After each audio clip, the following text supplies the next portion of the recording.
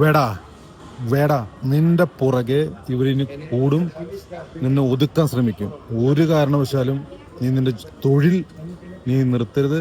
നിങ്ങൾക്ക് വേണ്ടി ഒരായിരങ്ങൾ കാത്തിരിക്കുന്നുണ്ട്.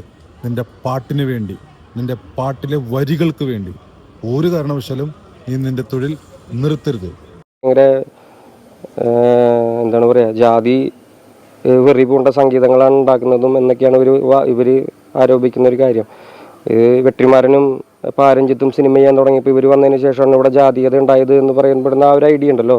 എനിക്ക് ഇതും അതുമായിട്ട് അത്ര ബന്ധമുള്ളതെന്നാണ് എനിക്ക് തോന്നുന്നത്. നമ്മൾ പറയുന്നത് വർക്കാവുന്നുണ്ട്, നമ്മൾ എടുക്കുന്ന ജോലി വർക്കാവുന്നുണ്ട് എന്നുള്ളതിന്റെ തെളിവ് മാത്രമായിട്ട് തന്നെ അങ്ങനെ മാത്രം ഞാൻ എടുക്കുന്നുള്ളൂ, പോസിറ്റീവായിട്ട് എടുക്കുക എന്നുള്ളത്. ഇത് ഒറ്റപ്പെട്ട ഓരോ വ്യക്തികൾക്കെതിരായിട്ടുള്ള ഒരു സാധനമേ അല്ല ഇത്. അങ്ങനെയാണ് ഞാൻ വിശ്വസിക്കുന്നത്. ഇത് ഈ ഐഡിയക്കെതിരെയാണ്, മുന്നോട്ട് വയ്ക്കുന്ന രാഷ്ട്രീയത്തിനെതിരാണ്. തീർച്ചയായിട്ടും. വേടൻ മാത്രമല്ല, ഇത് ഒരുപാട് കാലങ്ങളായിട്ട് ഇവിടെ സാധാരണക്കാരനായിട്ടുള്ള ജനങ്ങൾ കൊണ്ട് നടക്കുന്ന രാഷ്ട്രീയത്തിനെതിരെയുള്ള വർത്തമാനമാണ് ഇപ്പോൾ നടന്നുകൊണ്ടിരിക്കുന്ന കാര്യങ്ങളൊക്കെ. അതിലിപ്പോൾ എനിക്ക് പ്രത്യേകിച്ചൊന്നും പറയാനില്ല. എനിക്ക് പറയാനുള്ളത്, ഞാൻ ജോലി ചെയ്യാൻ മുന്നോട്ട് പോകുക എന്നുള്ള കാര്യം അത് അവരെ കാണിച്ചു കൊടുക്കുക എന്നുള്ളതാണ് നമ്മൾ ചെയ്യേണ്ടത്.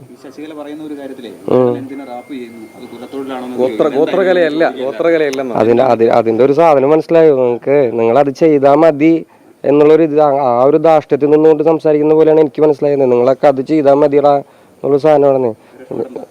അതാ എനിക്ക് തോന്നുന്നത് അങ്ങനെയാണ്. ഞാൻ റാപ്പും ചെയ്യും, എനിക്ക് പറ്റുകയാണെങ്കിൽ ഞാൻ ഗസലൊക്കെ പാടിയാനെ. ക്ലാസിക്കൊന്നും പാടാനുള്ള തൊണ്ടിയിലുണ്ടായി പോയി, അല്ലെങ്കിൽ ഞാൻ ക്ലാസിക്കൊക്കെ പാടിയാനെ. എന്തൊക്കെ ചെയ്യാം. ഇഷ്ടപ്പെട്ടോ? അപ്പോൾ പടം എല്ലാവരും തിയേറ്ററിൽ പോയി കാണണേ. നരിവേട്ട നമ്മളെല്ലാവരും പെട്ടെന്ന് മറന്നുപോയ ഒരു വലിയ ഒരു കാര്യത്തിനെ കുറിച്ച് ചർച്ച ചെയ്യുന്ന ഒരു പടമാണ്. അപ്പോൾ അനുരാജ് മനോഹറാണ് അതിൻ്റെ ഡയറക്ടർ. ഭയങ്കര ധൈര്യമുള്ള ഒരാളാണ്. അപ്പോൾ പടം ഞാൻ എന്തായാലും കാണുക, പടം പോയിട്ട്. സർക്കാരിന്റെ പരിപാടിയിലേക്ക് വന്നു, മുഖ്യമന്ത്രി ആ വിഷയങ്ങൾ അടക്കം ഉയർത്തിപ്പിടിച്ചുകൊണ്ടാണ് വിമർശനം. സർക്കാർ പരിപാടിയിൽ എന്തിനു പങ്കെടുപ്പിച്ചു? ഇത്തരം സർക്കാർ പരിപാടികളിൽ പോകുന്നതിനൊക്കെ പരാമർശിച്ചാണ് ഞാൻ ജനങ്ങളായിട്ട് തിരഞ്ഞെടുക്കപ്പെട്ട എല്ലാ ജനാധിപത്യ മര്യാദയും കൂടി ജനങ്ങൾ തിരഞ്ഞെടുക്കപ്പെട്ട സർക്കാരിൻ്റെ പരിപാടിക്കാണ് ഞാൻ പോയത്. അതിനെ എന്നെ ഏതെങ്കിലും ഒരു പാർട്ടിയുടെ ഭാഗമായിട്ട് ചിത്രീകരിക്കാനൊക്കെ നോക്കുന്നത് മണ്ടത്തരമായിട്ടാണ് എനിക്ക് തോന്നുന്നത്. ഞാൻ മുന്നേ എപ്പോഴും പറഞ്ഞിട്ടുണ്ട്, വേടൻ എന്ന് പറയുന്ന ആൾ ഇൻഡിപെൻഡൻ്റ് ആയിട്ടുള്ള ആർട്ടിസ്റ്റാണ്. ഞാൻ ഏതെങ്കിലും കക്ഷി രാഷ്ട്രീയത്തിൻ്റെ കൂടെ നിന്നിട്ട് ചെയ്യുകയാണെങ്കിൽ എൻ്റെ സ്വാതന്ത്ര്യം നഷ്ടപ്പെടുമെന്നാണ് ഞാൻ വിശ്വസിക്കുന്നത്. അപ്പോൾ പക്ഷേ അതേ സമയത്ത് തന്നെ ഇവിടെ എല്ലാ ജനാധിപത്യ മര്യാദയോടും കൂടിയിട്ട് ജനങ്ങളാൽ തിരഞ്ഞെടുക്കപ്പെട്ട ഗവൺമെൻറ് കൂടെ നിൽക്കേണ്ടത് ഒരു പൗരൻ എന്നുള്ള നിലയ്ക്ക് എൻ്റെ കടമ കൂടിയാണ്. ഞാൻ അതാണ് അവിടെ പോയി ചെയ്തത്.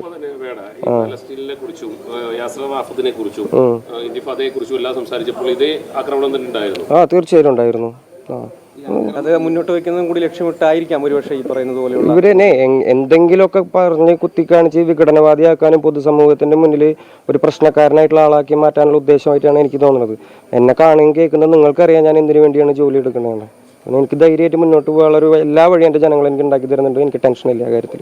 ഈ സംഘപരിവാർ ജനാധിപത്യവുമായിട്ട് ഒരു ബന്ധമില്ലാത്ത ആൾക്കാരെന്ന് പുള്ളിക്കാർ പറഞ്ഞല്ലോ. റാപ്പും പട്ടികജാതിക്കാരും തമ്മിൽ പുലബന്ധമില്ല എന്ന് പറയും. ജനാധിപത്യവും തീവ്ര ഹിന്ദുത്വ രാഷ്ട്രീയവും തമ്മിൽ ഒരു ബന്ധവുമില്ല. ഞാൻ ജനാധിപത്യത്തിൻ്റെ കൂടെ നിന്ന് ജനങ്ങൾക്ക് വേണ്ടി സംസാരിക്കുന്ന ആളായിട്ടാണ് എനിക്ക് തോന്നിയേക്കണത്.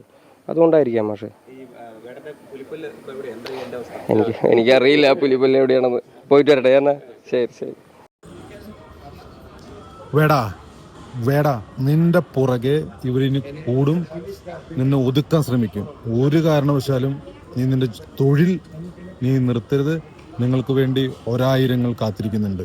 നിന്റെ പാട്ടിന് വേണ്ടി, നിന്റെ പാട്ടിലെ വരികൾക്ക് വേണ്ടി ഒരു കാരണവശാലും നീ നിന്റെ തൊഴിൽ നിർത്തരുത്.